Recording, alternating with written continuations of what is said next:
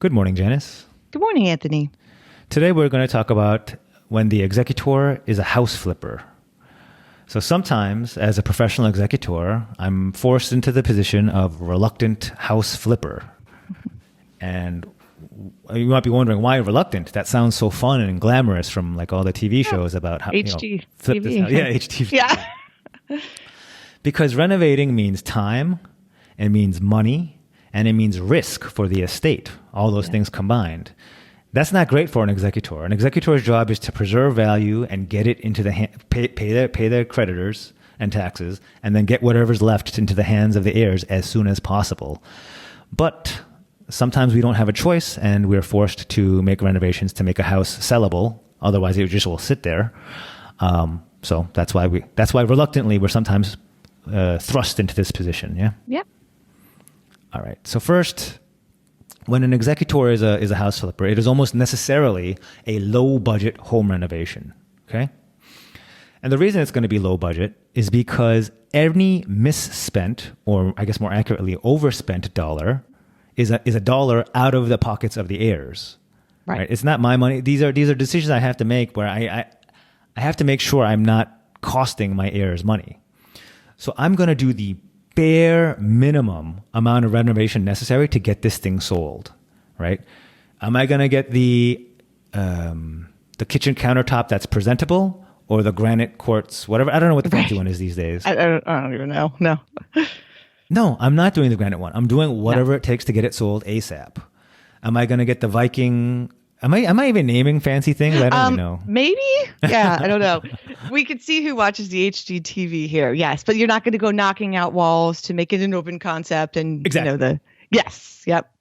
Am I going to scrub the mold out of the leaky the bathroom that sprung a leak? Heck yeah, we got to take care of that. Yeah, definitely. Right. Because almost nobody will buy it. And will I exterminate for pests? Yes, we have to. Yeah. What do I need to get it sold? So the idea is here, we're not going to spend more in the hopes of getting quote unquote top dollar. We're going to spend the bare minimum we need to get a legitimate buyer, like a reasonably legitimate buyer. Yeah. Yep. Like you're going to weigh it out, that do I need it or do I want it? Like you need to clean the mold. You don't have to put in the granite. And when we say need, we mean need in order to get any buyer. Yes. Right. Yep. Not the quote unquote best buyer speculatively. Right. You're not going to get any buyer if they walk into a bathroom with mold. I mean, that is what it is. Yeah, period. Okay, so when I'm the professional executor in an estate, I also must oversee the home renovation.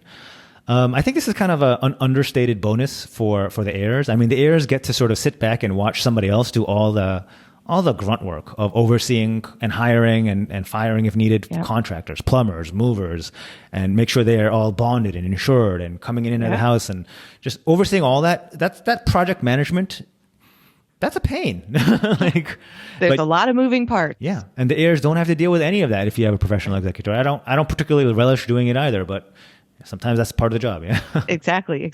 Think about it. How many people are involved, especially when you have a co-op in the city, right? Each person that comes in to do work, let's say you have one for tile, one for mold remediation, somebody that's coming in to take care of bugs. Each person has to go through an approval process to get in there. You have to schedule it because no one lives there. You have to get a key. I mean, it is a lot. And you're right. The heirs can kind of pass it on to their professional executor, which is a huge bonus.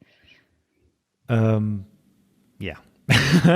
Pretty. Sorry. You just kind of had me walking down like one of our cases. Like, I got to do all that. You're like, oh yeah, that's right. Okay.